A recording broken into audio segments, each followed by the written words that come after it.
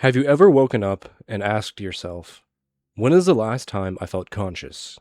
The last time I felt like I was working towards something? How long have I been running on autopilot? What is my purpose for being here? I have found myself asking those very questions more often than I'd like to admit for a while now. It really just feels like I am going through the day and checking off tasks on a to-do list. Go to school, take notes, pass a quiz, go to work, do my job, wait for my paycheck, volunteer, do homework, eat, go to bed, and rinse and repeat. I'm not saying that doing these things are bad in any way, but doing them without a purpose is. Because if you just go through the day doing things without a reason, then what's the difference between you completing those tasks and just not doing them? I think that's why it's so difficult to find fulfillment and purpose in life. Most of the things we do because we are told that we have to, because we don't really know what our purpose for being here is.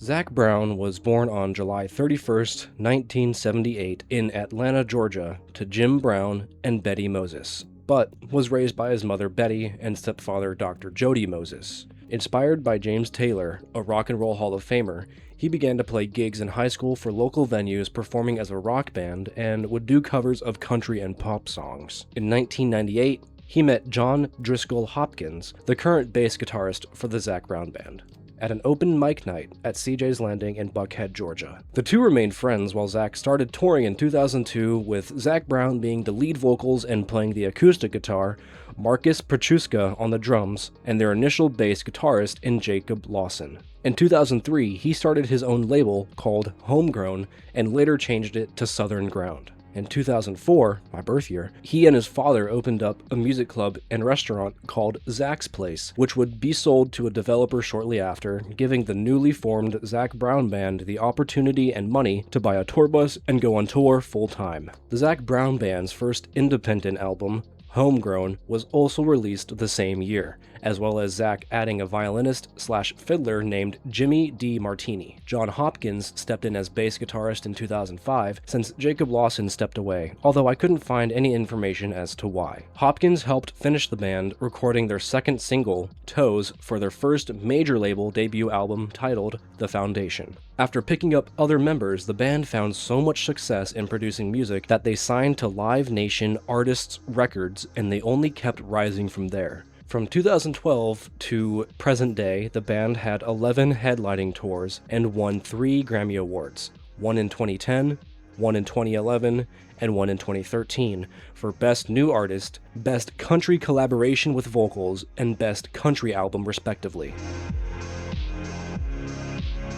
Just under 14 years ago, Zac Brown Band released their third studio album, Uncaged, on July 10th, 2012. The 7th track on this album is titled Day That I Die, and features American singer-songwriter Amos Lee. I would talk more about Amos Lee, but I really want to get into what this song means. Throughout the song, there are themes of what I assume to be Zac's struggle with who he wants to be and who he currently is. The song starts out with a verse talking about losing sleep but finding a tune, and only having/needing cigarettes and a tank of gas, and having nowhere to go and having nowhere to be. The bridge of the song, which repeats itself a few times, talks about Zac knowing that even though he doesn't know why, he was put on this earth for a reason. He keeps trying to find out why, and he feels like he's running out of time. The chorus, which also repeats itself a few times throughout the song, is Zac talking about the person he wants to be, and I quote, "On the day that I die, I want to say that I was a man who really lived and never compromised."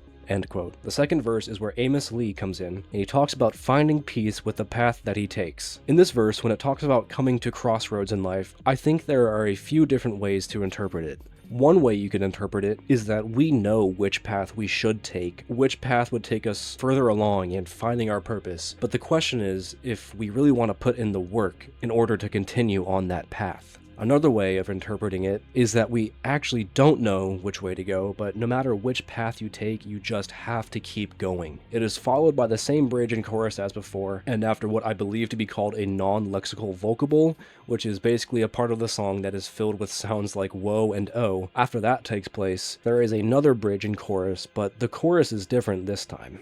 In the past versions, it would contain the lyrics, "On the day that I die, I want to say that I was a man who really lived and never compromised," and When I've lived out my days until the very end, I hope that they find me in my home, guitar in my hands. But on the final chorus, the lyrics change to, on the day that I die, I will say that I was a man who really loved and never compromised. And while I live out my days until the very end, you can find me in my home, guitar in my hands. These subtle lyric changes are what makes this song so powerful. Throughout the entire song, we've been hearing about a man who feels lost, confused, unsure of where to go, and struggling to find his purpose, his why for being here. But as he grows and makes mistakes and fails and wins and meets people and experiences life, he finally knows what he has been put on this earth to do. It isn't explicitly shared with us, but we can infer from the lyrics that changes from was a man who really lived to was a man who really loved,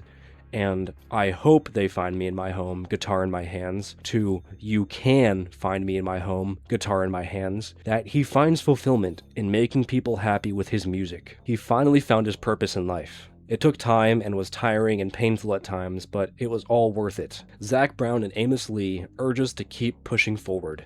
Keep singing those melodies, and to try your damn hardest to find out why you are here. Music is a huge part of my life. I am almost always listening to it. It is such a powerful tool, and I love that it can inspire people, like how Day That I Die has inspired me to never settle and to stop wishing to become the man that I want to be, and instead to take action to see that I actually become him. To whoever watches my videos, please never rest until you are the person you want to be.